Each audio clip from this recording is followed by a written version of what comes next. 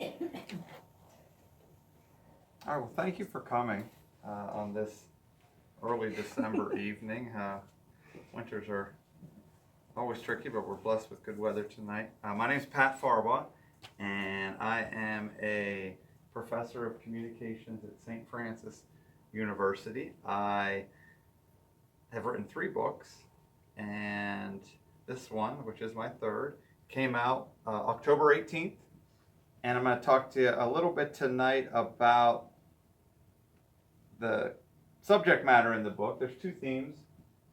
Obviously, the floods are one, and then the rise and the fall of the steel industry in the region is the other. And afterward, if you would like to purchase a copy of the book, I have some here. They're available for $20, and I'd be happy to sign it if you are interested in that. If you have friends, if you don't want to buy, but you know of people who might be interested, I also have flyers here with information about the book.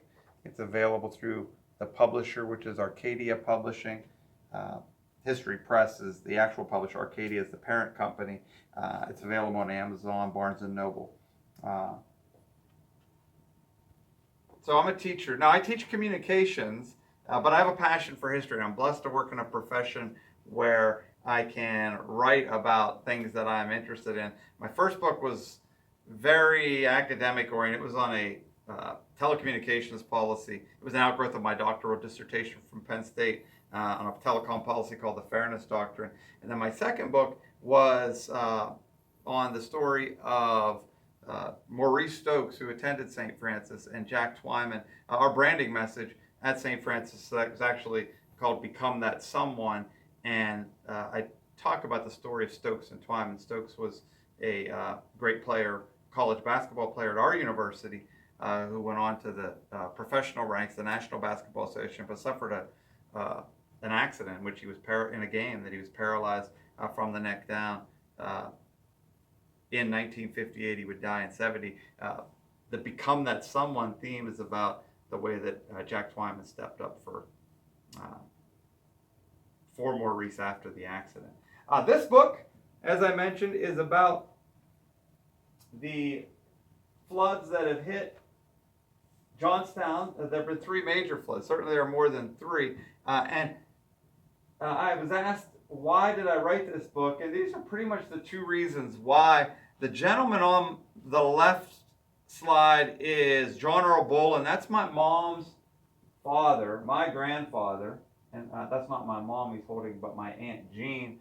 My pappy was a coal miner from 1932 until he retired in 1970. And I heard he retired the year I was born. I was born in 70. So I heard stories during retirement about his time in the mines. And he worked for a Bethlehem coal mine, a Bethlehem steel coal mine, toward the end of his career. And he was seriously injured in a mining accident. He was underground in Revlock, which is not far from Evansburg, in the fall of 1962, when a rock fell on him from the mine ceiling that he was working within. He was taken to Conemaugh Valley Memorial Hospital, and he was in cervical traction for 6 weeks. Doctors drilled holes into each side of his head to try to release some of the swelling. One of his feet, as well as the ends of his fingers, were temporarily paralyzed, and he faced a lot of challenges. It was a different time than it is today in terms of all of the different rehab equipment and physical therapists that are in practice today. And so Pappy had to come up with his own routine to try to regenerate nerve growth. And I saw this device that he created. He created basically his own electric stim device. It was consisted of a board that was about 2.5 feet long, and it had cake pans that were attached to each end, as well as some electrical wiring. And what he would do, this was his electric stim device, he would place damp towels in the cake pans. He would plug the electrical cord into an outlet, and then the other end of the wires were bare wires, and he touched them on the wet towels that he had placed on the cake pans, and he would shock himself repeatedly. and it ultimately helped him regenerate nerve growth. He was able to regain use of his fingers. Was able to regain the use of his legs, and he went back underground. He went back into the mines after that accident that he suffered in Revlon. So I'd heard the stories from Pappy, and my uncle was also also worked for Bethlehem Steel, and I was just curious about that. I grew up on a farm in Carrolltown, Pennsylvania, which is just north of Evansburg. We grew a lot of different crops. The primary cash crop was potatoes. My cousin operates the farm today, but I heard these stories about Bethlehem from my pappy, and I was curious about that. The other reason that I tackled this book project was I read David McCullough's book, which was actually his first book. This was the book. It was published by Simon & Schuster in 1968, and it was he's a native of Pittsburgh, and it was his first book that really propelled him or sent him on the trajectory to being the renowned author that he is. He's written a lot about the founding fathers, about the Revolutionary War period, but his first book was on the 1889 flood, the Great Flood, and I felt that there was more to be told in the story. McCullough documents meticulously the Cambria Iron Works, the events before, during, and after the flood, but there were other floods that have hit Johnstown that I thought was worthy to talk about. So that was the reason why I opted to do that. So we'll start the evening off with a little quiz. The Great Flood decimated Johnstown in what year? Yes. 1889. 1889, that's correct. The original flood. Yes, the original and flood. Southport Dam. Correct. 1889. Which of the following was founded in Johnstown in 1852? This is a little bit of a trick question. Yes, sir. The Ironworks? It's the Ironworks, the Cambria Ironworks. That's correct. Cambria Ironworks, it operated under that name in the city from 1852 until 1898. Then it operated under the name Cambria Steel from 1898 to 1916.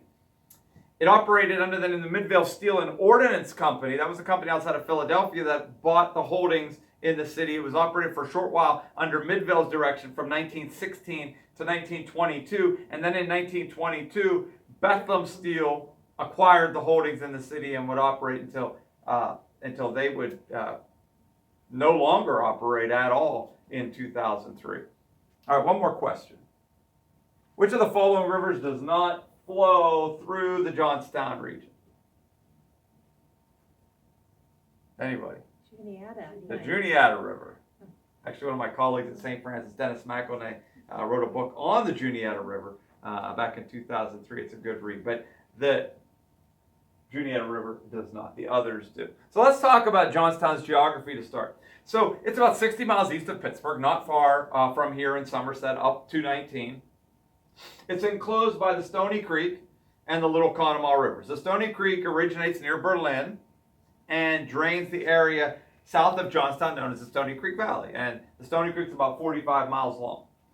The Little Conemaugh River begins not far from where I teach at St. Francis, begins north of Johnstown near Cresson, Pennsylvania, and it drains the Conemaugh Valley west of the city, and they meet to form the Conemaugh River. And water, one of the things that I've learned about water is it finds larger bodies of water. So those two meet to form the Conemaugh. The Conemaugh is a tributary of the Allegheny, and water in the Allegheny eventually finds its way into the Gulf.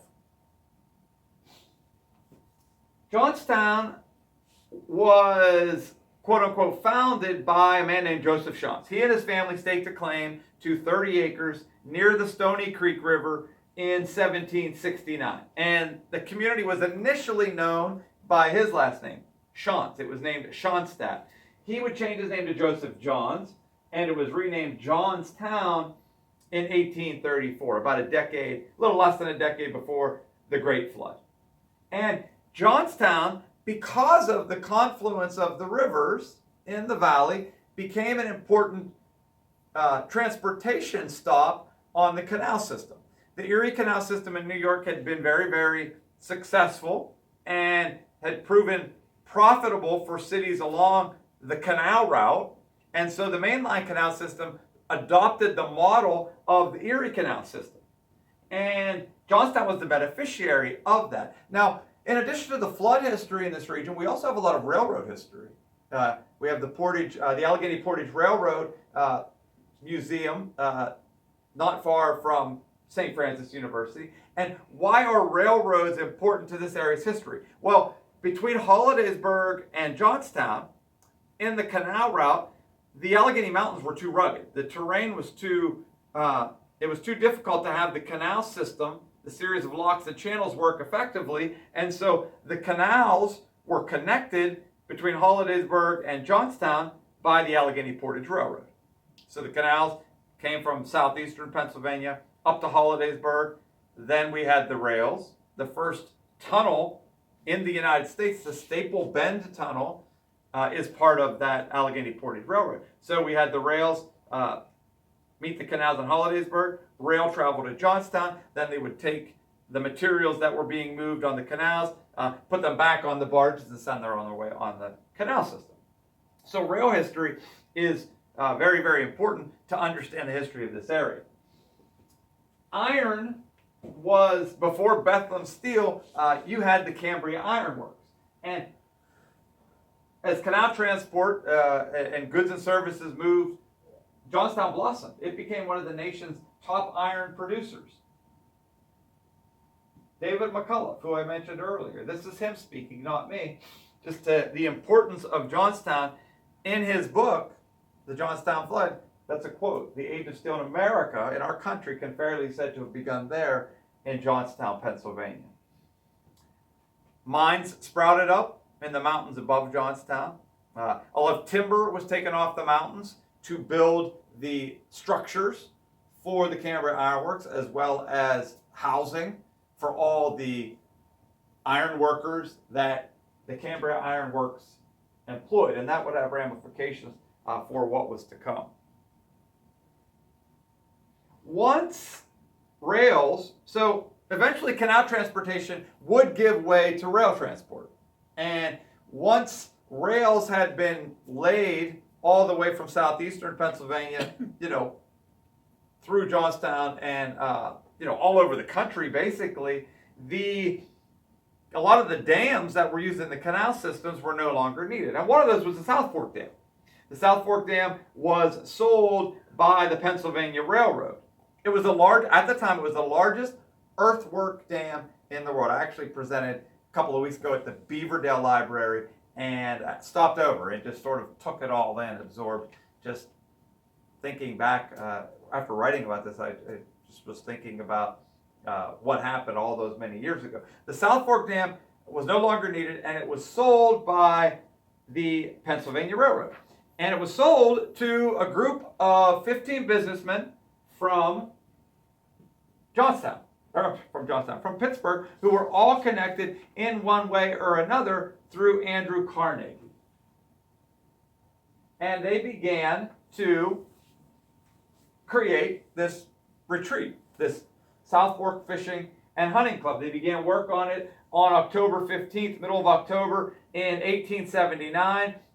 You can see it was not your getaway hunting camp in Potter County, right? It had a 47-room clubhouse.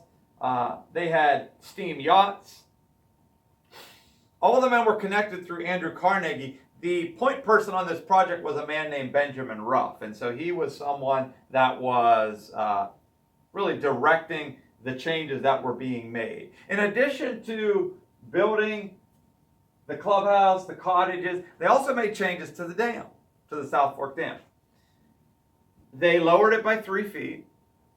They widened it and put a road across it. It was still horse and carriage transportation at the time, but they widened it so that horses and carriages could get across. They removed runoff pipes that were embedded in the dam's base, and they actually put a screen in a part of the dam. They had brought fish in, a bass fish from Erie on a tanker car, and they put screens in to keep the fish in so they could fish for them. The head of the Cambria Iron Works at the time was a man named Daniel Morrell, and he was a big shot in Johnstown. Morrellville is actually named after Daniel Morrell. And he was also involved in local politics. He had concerns.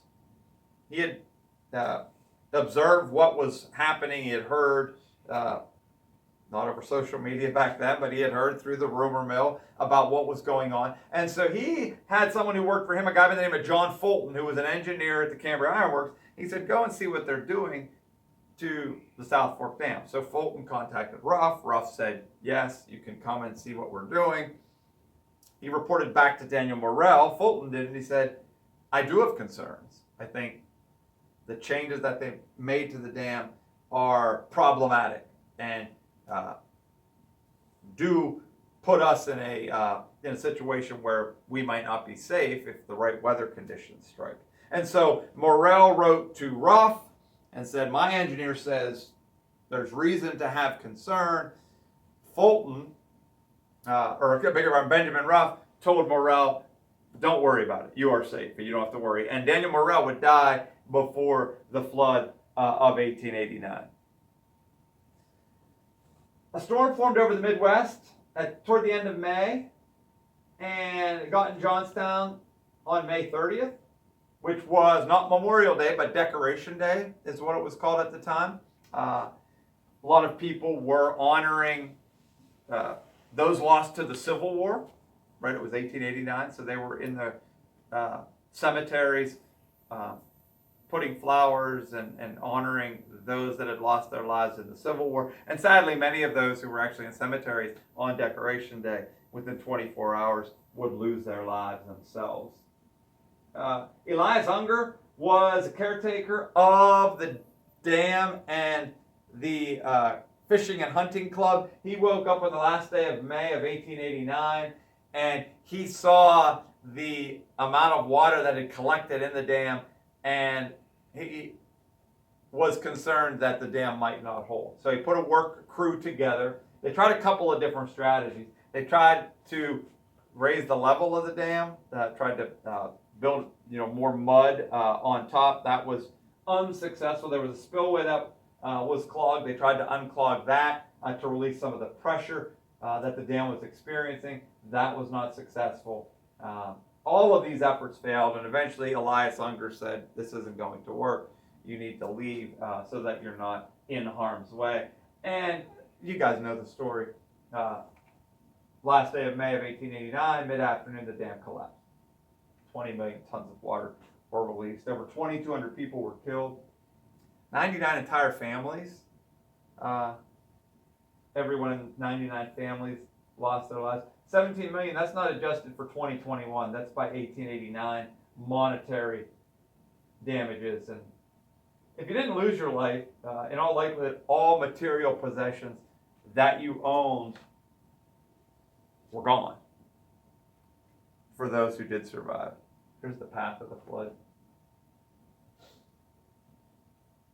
You can see it, a bit of a circuitous route.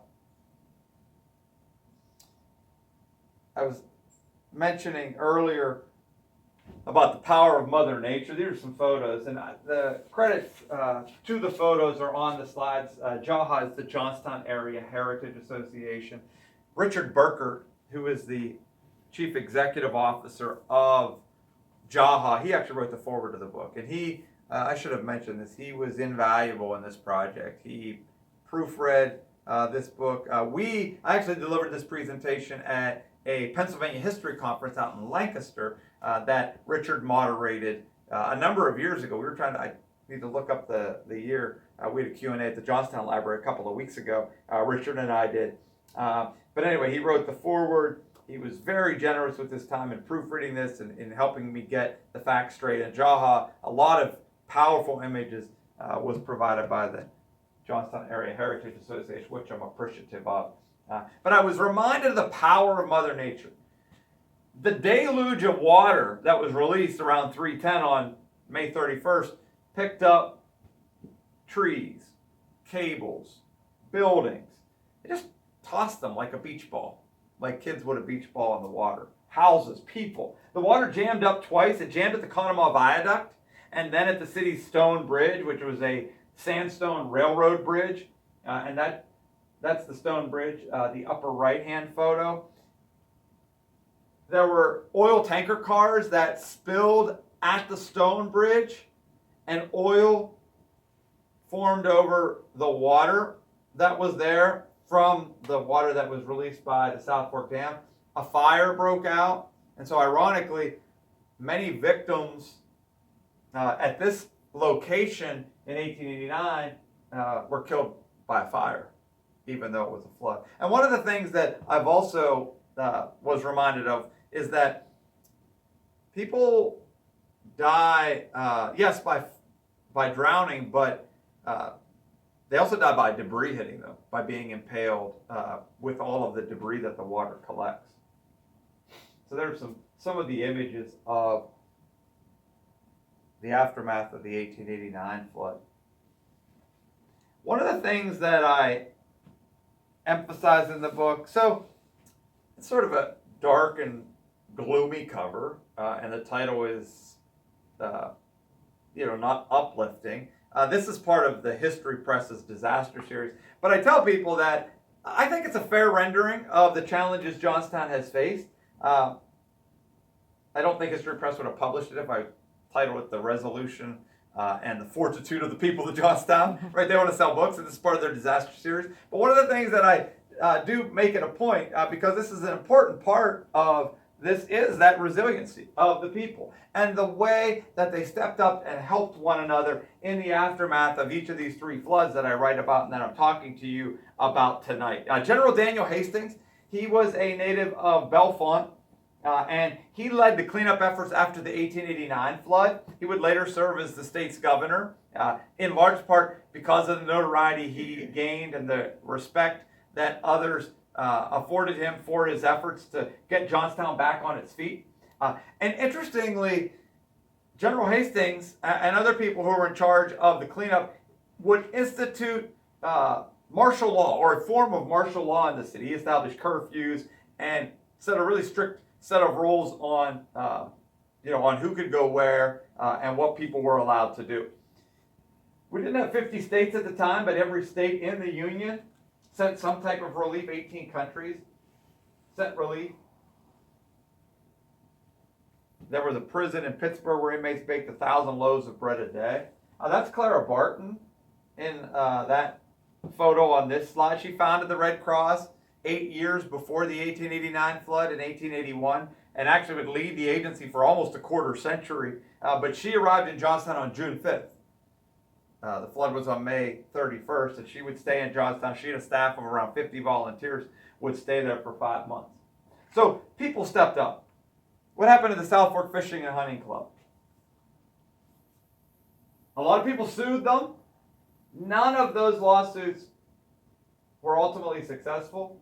Courts at the state and the federal level all ruled that it was an act of God that was not foreseeable. The court of public opinion, however, had a different interpretation of what happened. The national and the international press all painted a picture of the elites, the industrialists from Pittsburgh, callous disregard for the working class people in the valley below, and they were demonized, fairly or unfairly.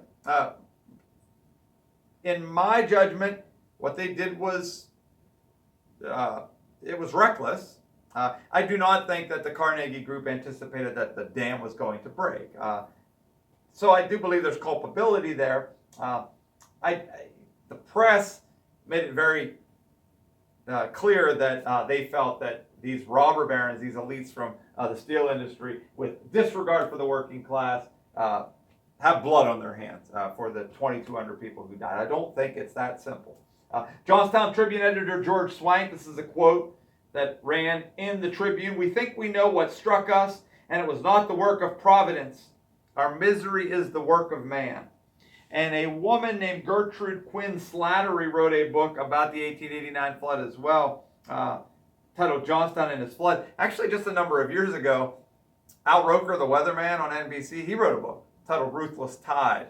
That was the most recent to come out on the 1889 flood, a book dedicated entirely to that subject. In Quinn Slattery's book, I'll just read a little excerpt that I shared in my book. A colony of railroad and steel company officials protected the birds and other forest folk, and stocked the dam with a variety of game fish.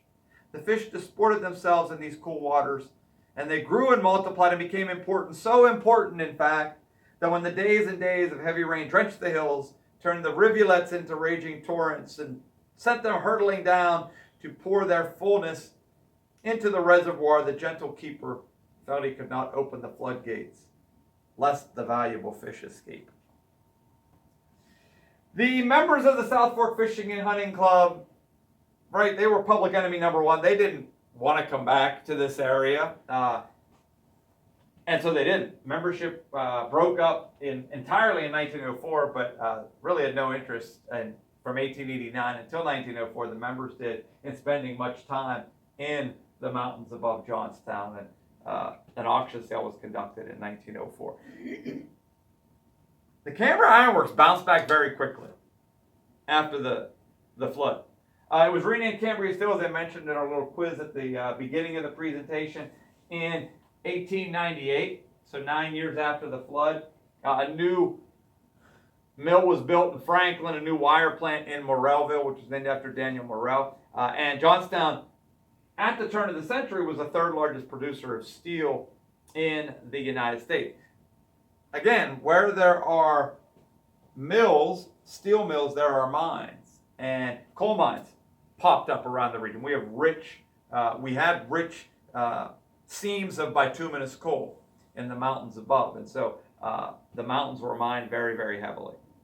Actually, obviously the 1889 flood was a tragic event in the area. There was also a mine disaster in one of the largest mines operating at the time, the Rolling Mill mine.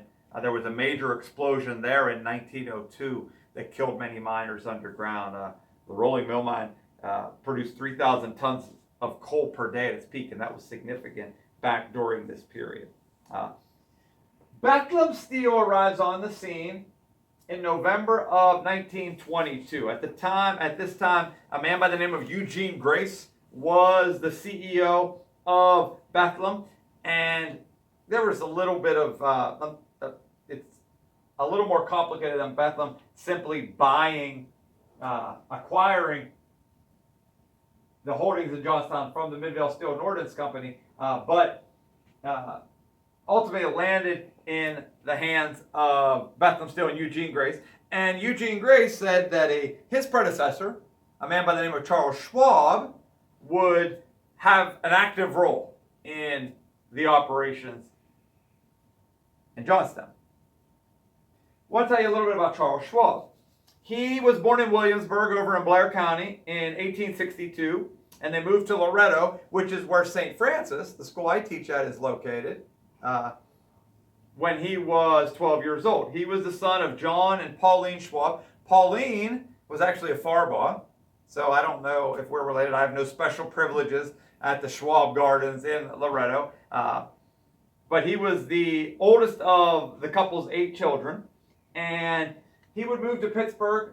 Charles Schwab would. That's a picture of him there from the Library of Congress. He moved to Pittsburgh when he was a young man in his 20s in 1879, and he built a relationship with Andrew Carnegie. He landed a job at the Edgar Thomson Steelworks, which was owned by Carnegie, and when the head of that plant was killed in an explosion, Charles Schwab became the head of that plant at the age of 27 years old. And Charles Schwab was all of those things that I have on the slide. He was always thinking about what is the next breakthrough in the steel industry. He was not afraid to take a chance, to gamble with a venture that might allow Bethlehem to get ahead of its competition in the steel industry. Very innovative. A quote from John Strohmeyer, who has written on Charles Schwab's contribution to the steel industry. The skylines of many American cities are a testament to Schwab's vision. He, and again, I'm not going to get into the engineering, in part because I don't know it well, but most of the skylines use riveted girders technology, and Charles Schwab introduced something called structural beams that Schromeyer is alluding to. So this translated into profits for Bethlehem. Charles Schwab's leadership, his innovation, translated into Bethlehem become a leader within the U.S. steel industry. They would expand their footprint. As I mentioned to a few of you, I presented last week at the National Museum of Industrial History in Bethlehem, Pennsylvania last Thursday. The company would expand beyond Johnstown during this time. They would open up plants in Steelton, Pennsylvania, Sparrows Point, Maryland, which is down in the Baltimore area, Buffalo, New York. They had a Lackawanna plant up in that part of New York. And so Schwab led Bethlehem into becoming a powerhouse in the steel industry. Charles Schwab lived large. That's his mansion that he had in Manhattan. It was the largest private residence in New York City. It had 90 bedrooms, the one on the left. It had a power plant inside his place. Andrew Carnegie also had a place on Fifth Avenue in New York City, and he once told somebody, have you seen that place of Charlie's? It makes mine look like a shack. And then on the right are the immigrant estates at St. Francis. So has anyone been to our campus? So if you're at the main entrance, if you go to the left, you go into our campus. If you go to or I beg your pardon, if you go to the right, you go into our campus. If you go to the left, you go over to the Schwab Gardens. And it's roughly 1,000 acres.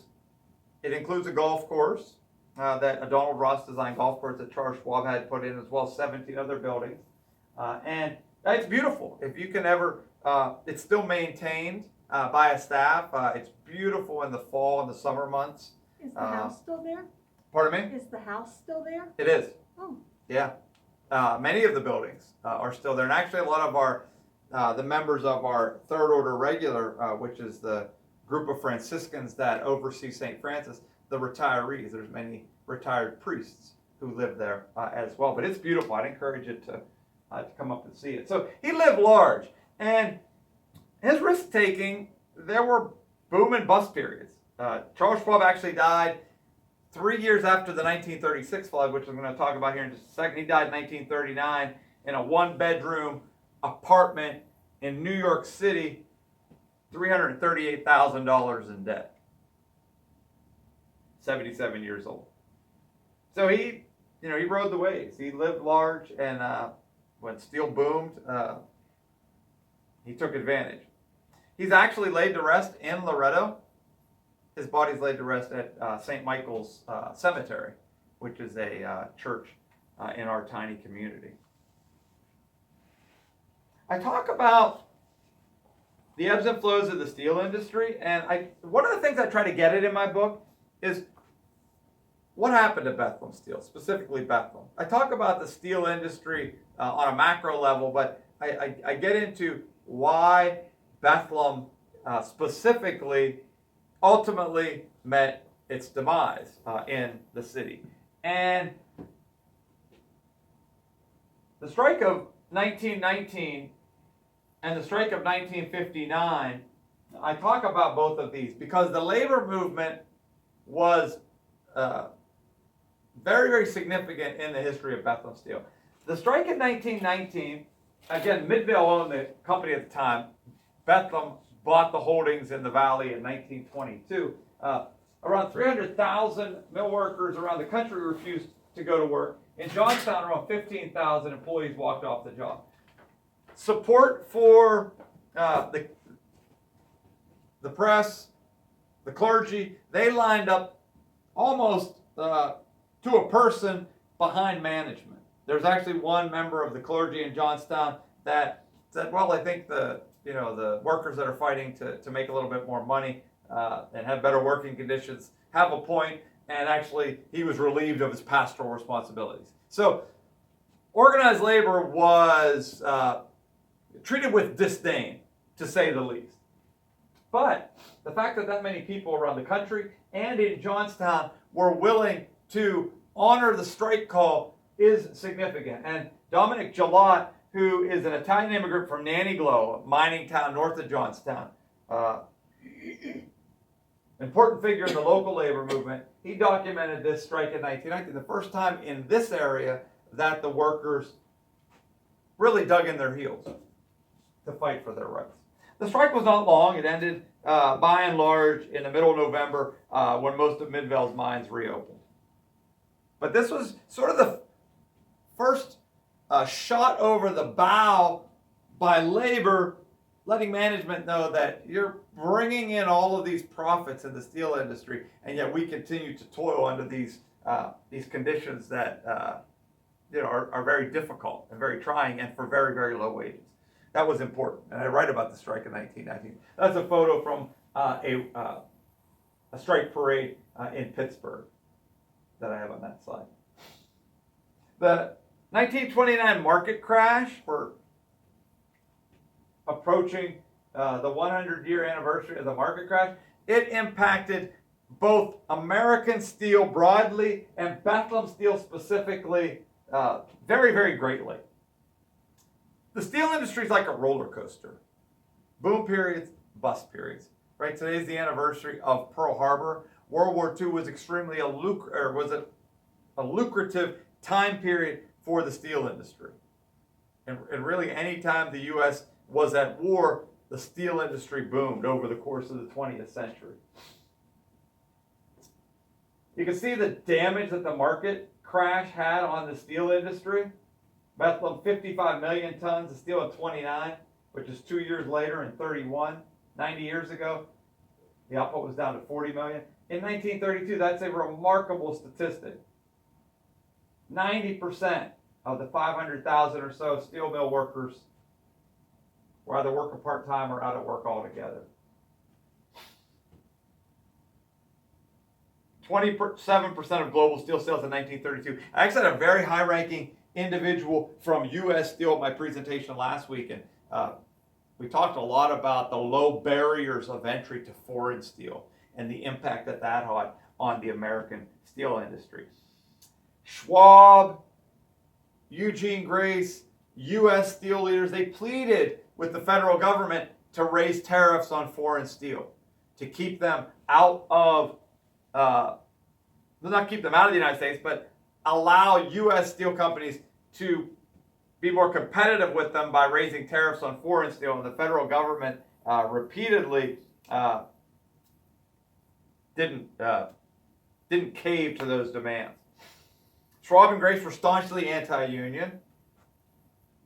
They cut Bethlehem workers' wages by 10% in 1931 across the board, cut them by 15% in 1932 during this difficult time in the steel industry. Interestingly, I'm not passing judgment here, but they didn't make any adjustments to their wages. Schwab made about $250,000 in 1932, and he continued to collect that, even as he and Grace were slashing the wages of those who worked for Bethlehem in their mills and their mines. So the 30s were tough sledding for Bethlehem and the steel industry. All right, back to the floods. The 1936 flood was the second major flood to hit Johnstown. Now, by no means am I suggesting that there have only been 3 floods to hit the city. There have been other flooding events besides 1889, 1936, and 1977. 1891, 2 years later, there was significant flooding in Johnstown. 1894, 1902, 1907. 1936 was the next significant flood to hit the city.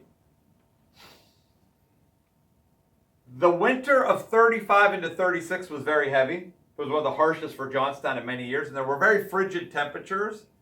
So you didn't have many spikes, warm days during that winter. So the snow accumulated in the mountains above Johnstown. Very little of it melted, and it kept piling up. And then the middle of March rolls around, and the temperature does spike. And so you have that snow that had just piled and piled and piled up, melting very quickly as temperatures got into the 50s from March 14th through the 17th, and then rain also came. Actually, in Cambria City, there were locations in the city where the water reached heights higher than it had in an 1889 flood. By comparison, right, the loss of life was much, much less than 1889, although any loss of life is tragic. 77 buildings were destroyed in the 36 flood, and again, by $36 figures, $41 million in damage.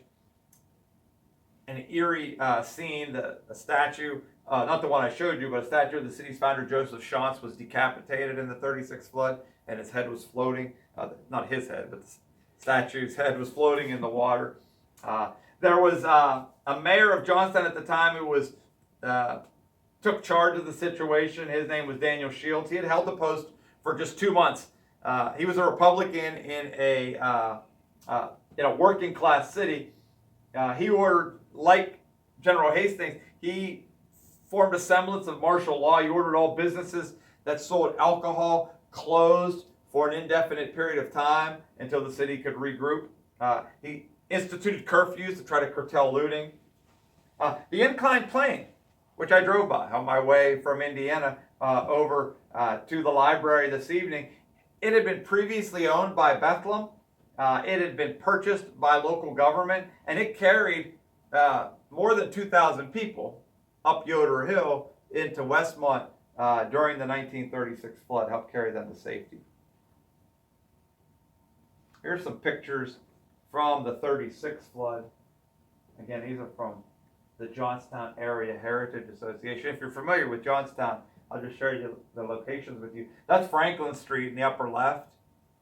That's the Capitol building. They had baby grand pianos on display, and they were carried out into the streets and were in the water, and then when the water subsided, they rested in the mud. Just a reminder of the odd places you would see things.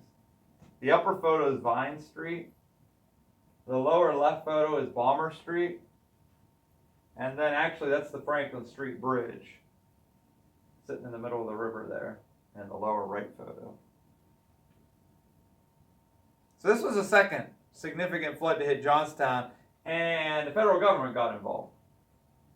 President Roosevelt visited in August of 36, so the flood was in March, and he was there several months later. Politics and politicians don't change. FDR made sure that they were changing shifts. Bethlehem was changing shifts at the time of his arrival so that he could get a big crowd in the park where he gave a speech. And he gave a speech and said, hey, we're going to give you federal dollars to make Johnstown flood free. And he signed what was called the Omnibus Flood Control Act in August of 1937. And basically, this was a channelization project. Channelized the rivers. They strengthened the river walls. They expanded the rivers to a certain extent with this federal money that FDR freed up for Johnstown. That's him in the car. That's actually Schwab's Packard limousine. FDR he loaned it to Mayor Shields. This is so that's FDR seated in the car with his arms. You guys know what FDR looks like. To his left is Mayor Shields, Daniel Shields, Mayor of Johnstown, and then the gentleman pointing is Governor George Earle. So FDR visits, says we're going to make you flood free. However, this is significant. A high-ranking official in Pennsylvania, Secretary of Forest and Waters, James Bogardus, he said, hey, what FDR is recommending is not enough. Channelizing the rivers is not going to make Johnstown, quote-unquote, flood-proof. And he said we need 3 reservoirs built within the tributary system of the Stony Creek. And that wasn't pursued. This is a letter, I'm reading from a letter that President Roosevelt wrote to Walter Krebs, who was chairman of the Flood-Free Johnstown Committee, which was a group that organized. Johnstown, quote, Johnstown from now onwards will be free from the menace of floods. Happily for the future of Johnstown, its citizens can now devote all their energies to their ordinary pursuits without worrying over the impending hazard of uncontrolled waters. And obviously that was wrong, because I'm going to talk to you about a third major flood, sadly, that would hit this city.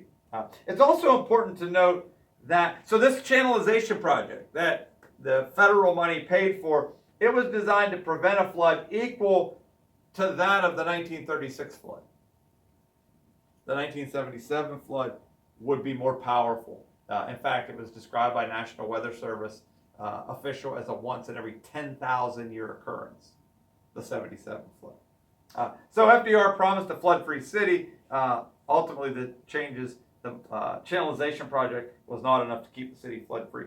It's also important to note that the 36 flooding was very, very widespread across the Northeast and the Mid-Atlantic region. Pittsburgh suffered the worst flooding in that city's history in the spring of 1936. 69 people were killed in Pittsburgh. And there were loss of life in Connecticut, parts of West Virginia. So it was very widespread flooding in 36, unlike 1889, in which we had a dam break. The kindness of others. Again, we see this like we did after the 1889 flood. Blair County sent stuff. Well, Barnesboro doesn't exist anymore. Barnesboro and Spangler consolidated in a community called Northern Cambria. But the potato farmers from the part of the county where I grew up in, they provided potatoes from their harvest the previous fall. Lots of truck owners, right? It was March, so you still had to heat your homes, right? Lots of coal truck owners, coal companies. They had these coal distribution sites set up. They simply dumped coal and they said, hey, come and get what you need to heat your homes. The National Guard, Governor Earl sent 1,800 members of the National Guard to Johnstown. President Roosevelt sent 7,000 members of the Works Progress Administration, which was an initiative to get people back to work during the Great Depression. Sent 7,000 WPA workers, 350 trucks to the city in March of 36. What did they do? There's a lot. One thing that the images can only tell you so much is just the mess after a flood, the mud, all of the things that need done. You got to get rid of the mud. One of the big risks after disasters as significant as these are getting remains of animals that were killed out of the area to prevent widespread disease. And so that was a number of the tasks. Clear the mud, burn animal remains, get rid of spoiled food. All of these tasks, in addition to rebuilding roads and rebuilding bridges, all of these things go into cleanup after a flood. But again, people stepping up. This is Robert Bondy. He was the director of disaster relief for the Red Cross, which again played a role after the 36 flood. And that's a quote from him I include in the book.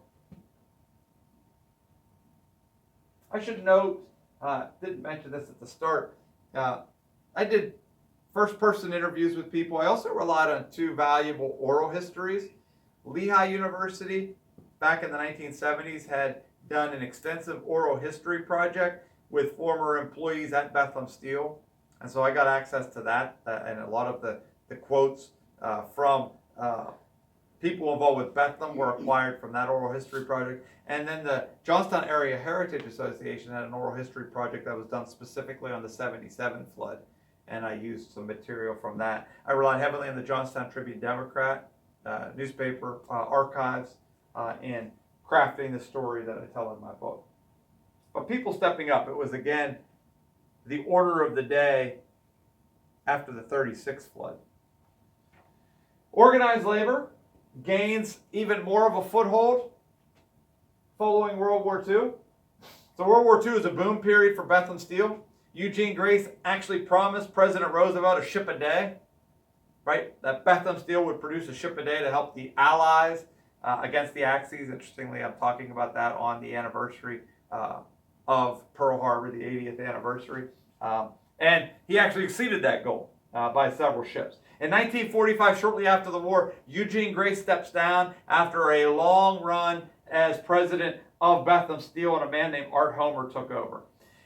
Organized labor is gaining some ground with their struggles with management, and you can see that I have a quote there about the improvements for working class members in the steel industry. The United States Mine, USWA, the United Mine Workers, improved the standard of living, not just for people in Johnstown, but for other members, for other employees at other steel companies as well. So the pendulum was swinging a little bit, and labor people who work for Bethlehem Steel, for U.S. Steel, they had a little more discretionary income in their pockets.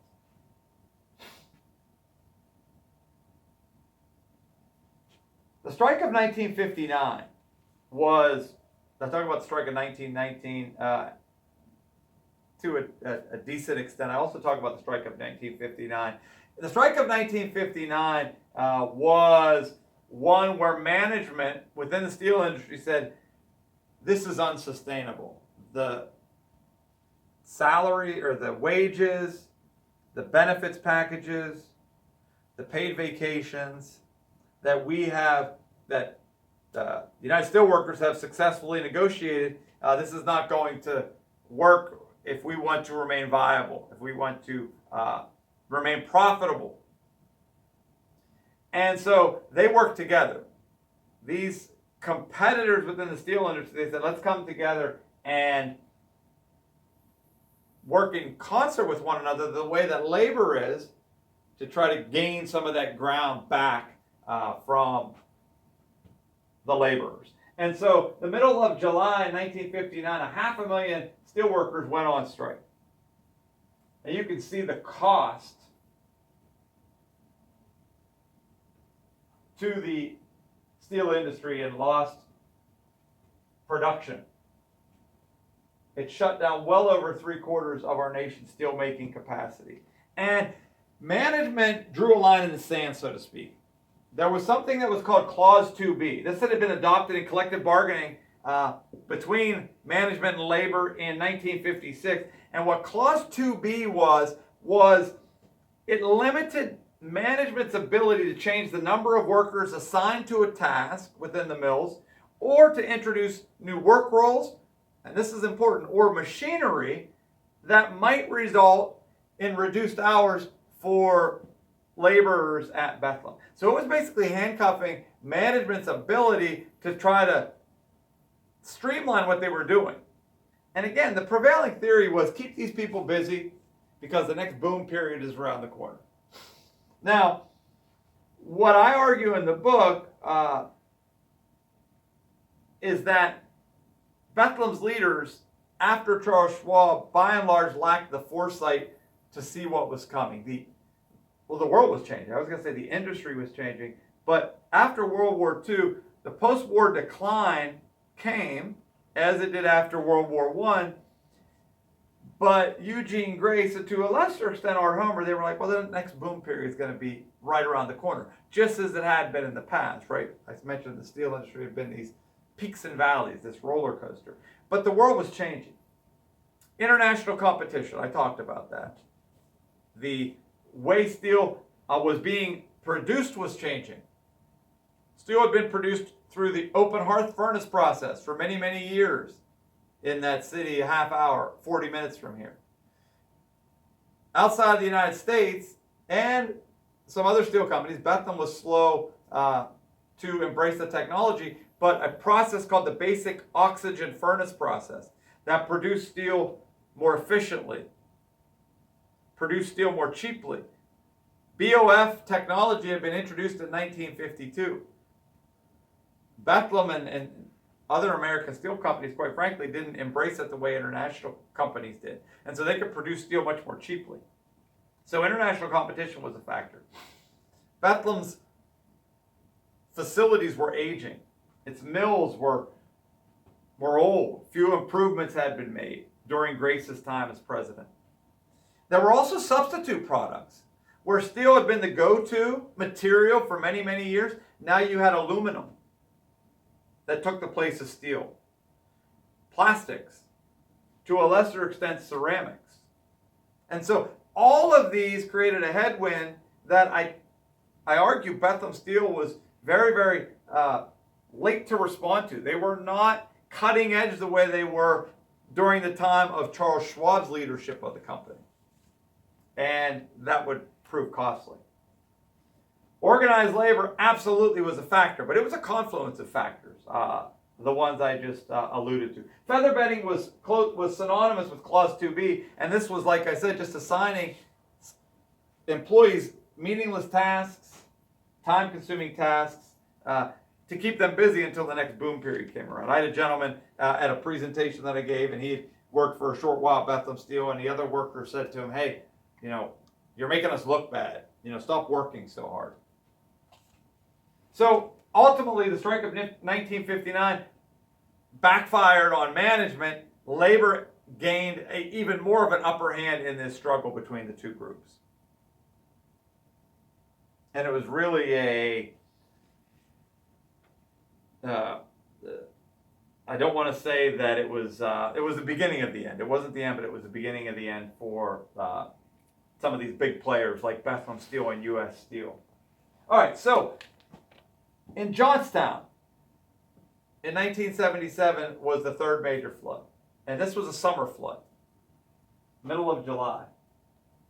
Actually, the movie Slapshot was playing. Anybody ever see Slapshot? It was a Paul Newman movie. It was playing at the Act One Theater downtown at the time of the 77 flood. Like the 1889 flood, the storm that would sit over Johnstown formed over the Midwest, actually formed in South Dakota, and then began moving eastward. It met up with the storm in Iowa. They consolidated, and it sat over Johnstown. And like I said earlier, the NWS described it as a once in every 10,000 year occurrence, the power of this storm. It was because of meteorological conditions that are very unusual, highly unusual. It just sat there, as opposed to moving out of the area and moving eastward. It planted itself over Johnstown. And almost like a plane can be refueled in flight, the storm sat there and it was refueled by smaller passing storms that created a catastrophic rain event for the region. Now, the Major League Baseball All-Star game was playing that night, actually. Dave Parker represented the Pirates back when the Pirates had All-Stars. And a lot of people who I talked to had been watching the All-Star game. They remember that. Another thing that people remember very, very vividly was the lightning. And how the lightning lit up the sky the evening of July 19th, the early hours of July 20th, like daylight, for 45 seconds, 50 seconds.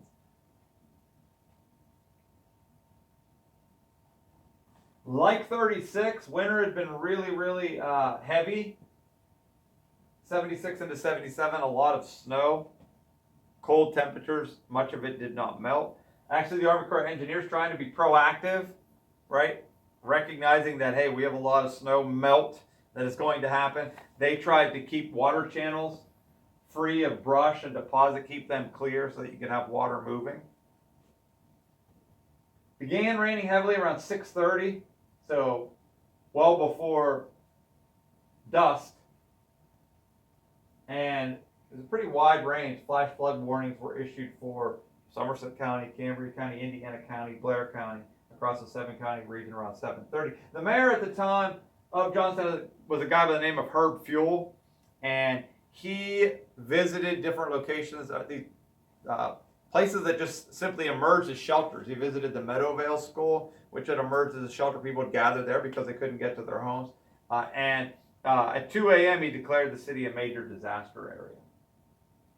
Like the 1889 flood, a fire burned in the Hornerstown section of the city, and that would claim some people's lives, just as did the fire at the Stone Bridge. Also similar to the 1889 flood, there were several dam breaks, like the South Fork Dam had broken. The most catastrophic in terms of loss of life was the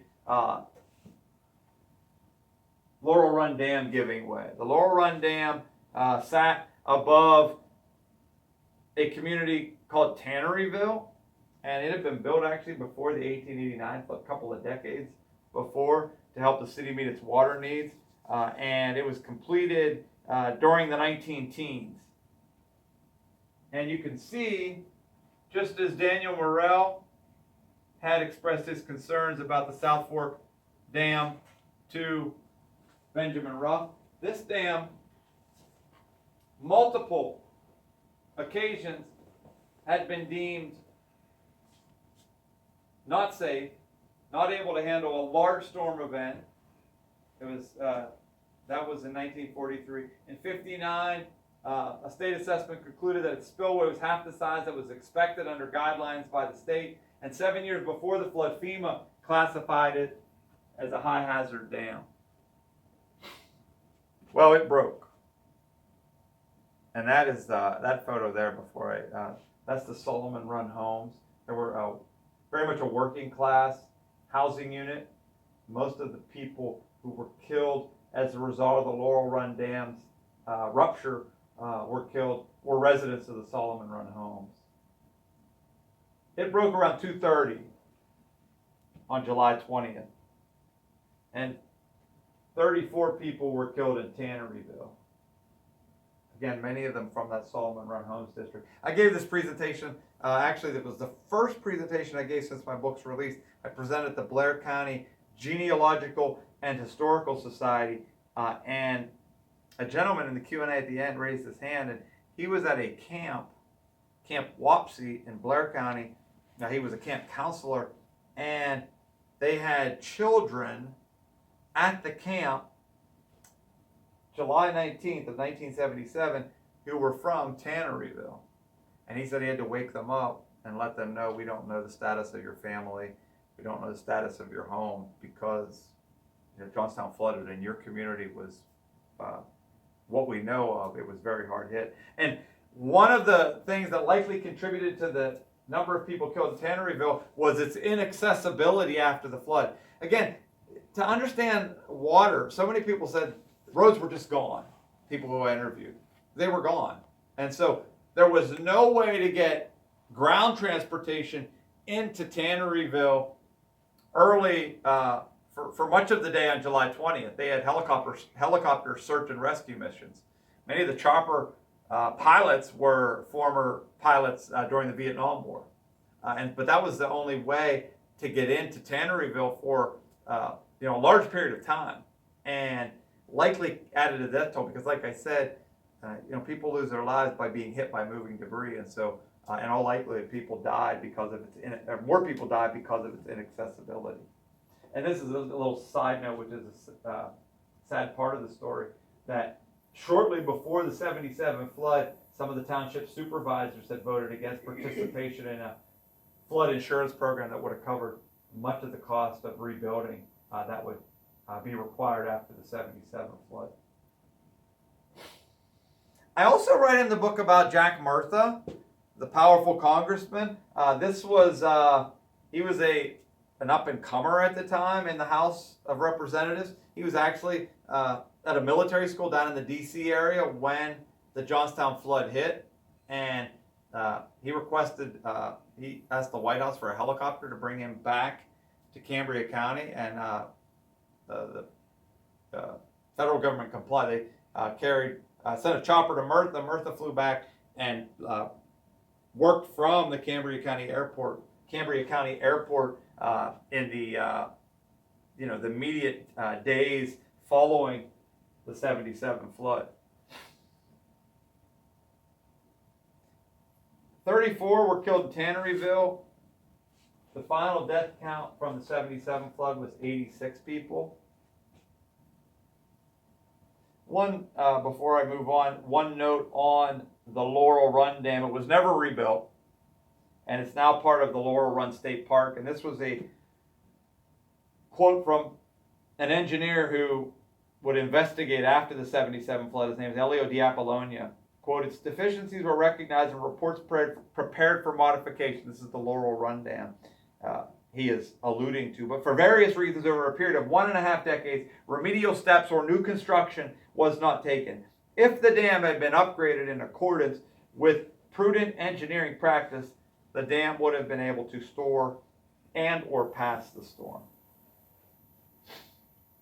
Salix Dam gave way, the Sandy Run Dam gave way, so Laurel Run Dam was the most catastrophic in terms of loss of life, but there were other dams that could not survive the amount of rain the area received in 1977. It was interesting too, the storm was odd, like Boswell did not get hit that hard, and there were other places that were in close proximity to Johnstown where parts of Johnstown just were pounded. Wimber was hit pretty hard.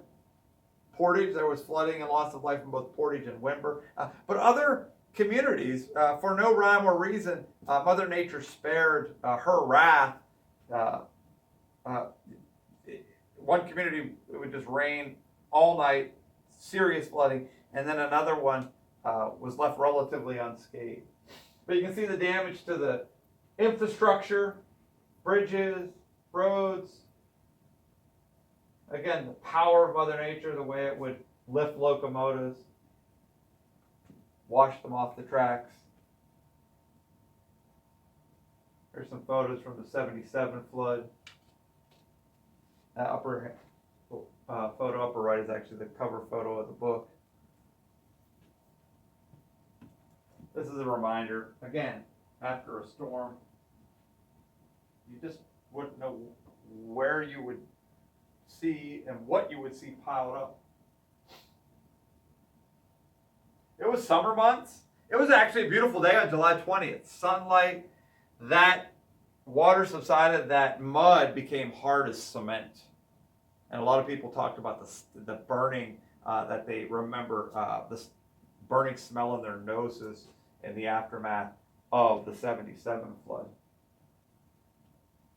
Federal government got involved again, just as they had after 1936. President Carter, he met with senators from Pennsylvania, as well as other elected officials the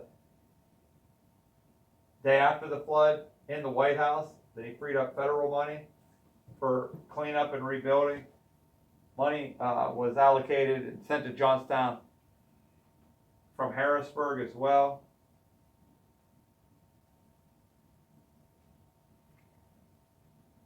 That's a photo that just gives you a sense for the mess, the massive mess after a flood of this magnitude. People stepped up. Ironically, one of the things that is needed most after a flood is drinkable water, potable water, because the water supplies are not safe to drink. And so those are National Guard members. That's not soda, that's actually canned water that they're getting off the truck there. But you can see a quote from John Comey, who was one of the organizers in the cleanup. So many people gave that they didn't know where to put everything. Herb Fuel made some headlines. The mayor, he issued shoot-to-kill orders of looters. He told National Guard members that if you see anyone looting in our city, you are allowed to shoot to kill. And no one was gunned down, but the Philadelphia Daily News, the editorial page of that newspaper, took exception to what Herb Fuel had said. I presented over in, there's a wonderful little community center called the Tackle Box over in Hooversville. And I presented on my research over there. And a gentleman came up to me afterward, and he said he was working in Baltimore at the time, saw the story about Herb Fuel's shoot-to-kill orders, and they were watching on the news, and a coworker said to him, "You can't do that as a mayor." And the guy turned to him and said, "You can in Johnstown." So, a little side story that was shared with me at a previous presentation. What happened to Bethlehem? Aftermath of 77. Well, back up a little bit. Turn of the last century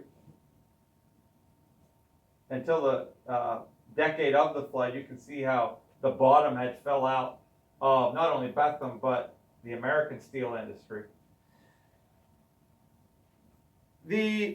So there were a number of different CEOs of Bethlehem Steel after Eugene Grace. Art Homer, who I mentioned, Donald Trotline was the CEO. Then there was a man named Walter Williams, Curtis Barnett, and then Louis Foy, who was from Shanksville. He was from the area. He ascended to the CEO position of Bethlehem, and he wanted to be a guy that would preserve Bethlehem's operations in Johnstown. And so he sort of pinballed back and forth a little bit on investing in Johnstown's holdings. I mentioned the basic oxygen furnace technology. There was a BOF that was roughly half completed in Johnstown at the time of the 1977 flood. Does the trajectory of the city and its steel operations change? I don't think. I think maybe the BOF, if it is completed, it might, the steel industry might continue to drive the industry in the region for a while longer, but I think the writing was on the wall for Bethlehem Steel. Even had the BOF, the work that had been done in the BOF continued, and it got up and running. Louis Foy, as I mentioned, he wanted to try to be the guy that would save the steel industry in this community not far from where he grew up on a farm in Shanksville. And so he bounced back and forth on what to do in Johnstown. You can see they were going to cut the workforce. Then in May of '74, they said, hey, JARI, Johnstown Area Regional Industries, they are really trying and helping trying to help us keep steel alive in the city. And so he said, hey, we're going to invest. But ultimately, in the aftermath of the '77 flood, Bethlehem decided to cut its losses. '77 is a year that will live in infamy for Bethlehem. They lost $448 million that year. Again, the damage to their holdings in Johnstown were significant. At their Lackawanna plant in Erie, there was a huge blizzard up in the Buffalo, Erie area in January of '77 and forced them to shut down operations there. And then at the holdings out in the Pittsburgh area, they had a fire that burned in a Bethlehem mine for weeks that they weren't able to get under control. And that also cost them losses that at the end would total up to $448 million in 1977 because of that sort of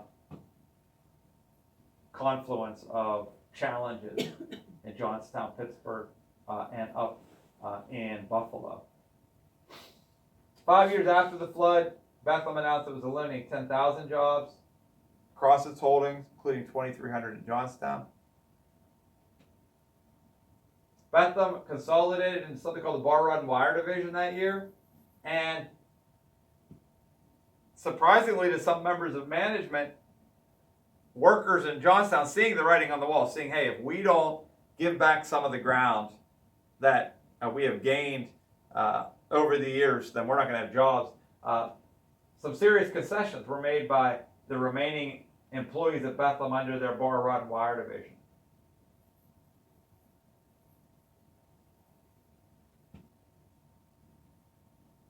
But it was too little too late. Also, the Environmental Protection Agency and the Department of Environmental Resources, now the DEP, they had higher compliance standards, environmental standards. They gave Johnstown a grace period because of the damage that had been done to the holdings. They didn't have to comply with the standards that other companies were held to for a short period of time after the '77 flood. But in the end, for some of the reasons I talked about, imports of foreign steel, Bethlehem's mismanagement, substitute products, very much so the rise of the labor movement. Bethlehem was such a big company, it had to pay the pensions, right, to the retirees, on top of all of the wage increases that had been negotiated by the unions, and they were waiting for that boom period, but it wasn't going to come. December of '93, roughly 2 decades ago, they sold what was left of its operations at Johnstown to J. Pitt Steel. And in '01, Bethlehem filed for bankruptcy. The federal government took over pension payments to its retirees. And then 2 years later, this company that had once been such a massive player in the steel industry, it passed into history. And I say essentially the end of steel production in the city. Gautier Steel still produces some hot rolled steel in Johnstown, but by and large, Johnstown was no longer a player in the industry. And then in my epilogue, and I appreciate your patience as I've talked through this, I talk about, what's Johnstown's next act going to be. It was a city that hitched its wagon, so to speak, to one industry.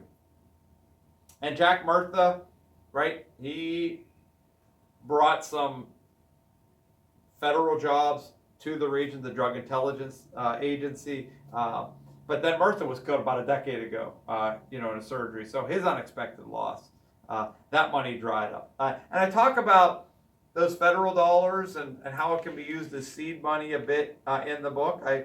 I think fairly talk about the way some of those federal dollars that Murtha brought back to Cambria County, some companies used it as seed money, that some businesses, nurtured it and cultivated it, and it has produced some sustaining jobs, but others were not, I think, good stewards or caretakers of those federal dollars. And I write about that. I mentioned I presented in Bethlehem, Pennsylvania last week. I also compare the two cities, because Bethlehem, Pennsylvania, I don't want to say they've rebounded entirely from the demise of steel in that city, but they've reinvented themselves a little bit. Now, there's some factors to that as to why they've been able to do that more successfully than Johnstown. They have casinos. The museum that I presented in last Thursday sits right next to a casino and a big parking garage. Obviously, we don't have that in Johnstown. They're also close to New York, close to Philadelphia. They have major population centers not far from their city. I also argue Johnstown, for a city its size, has the worst highway infrastructure of any city in our state.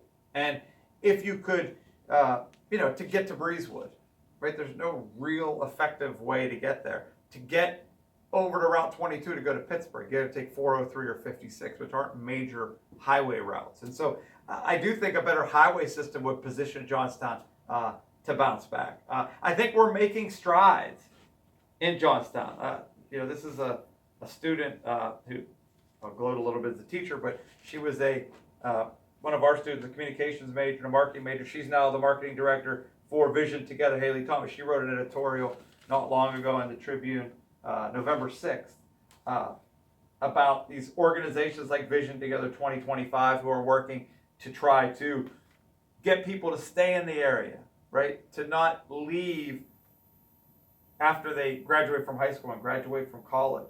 I do think Johnstown had some momentum prior to the global pandemic. There was some revitalization happening in the downtown. And so, again, I don't think it's not the economic driver that steel was, but tourism. David McCulloch said, Age of Steel began here. The history in this area, right? Johnstown has advertised itself as the amateur sports capital of the world. They could do more. It's a beautiful part of the Alleghenies. I think that tourism is a possibility. But there's just been so many challenges, whether it be steel, its demise, the unexpected and sudden passing of Jack Murtha, and the importance that the role he played in the economy of the region, whether you disagree with the politics and the way he did it or not. The opioid epidemic has hit Somerset, it's hit Johnstown, it's hit this region very, very hard. And so there's been a lot of challenges, but just like I talked about the fortitude of the people after these three floods, I do think that the people in this area, they have a fortitude about them that I think that I hope that they're going to figure out what that next economic opportunity is going to be. And I think tourism will be a part of that, but it's going to obviously take more than that. And then the last thing that I'll close with is, FDR promised that we were free of floods after the 36. Johnstown is now flood free. It wasn't. Are we flood free today?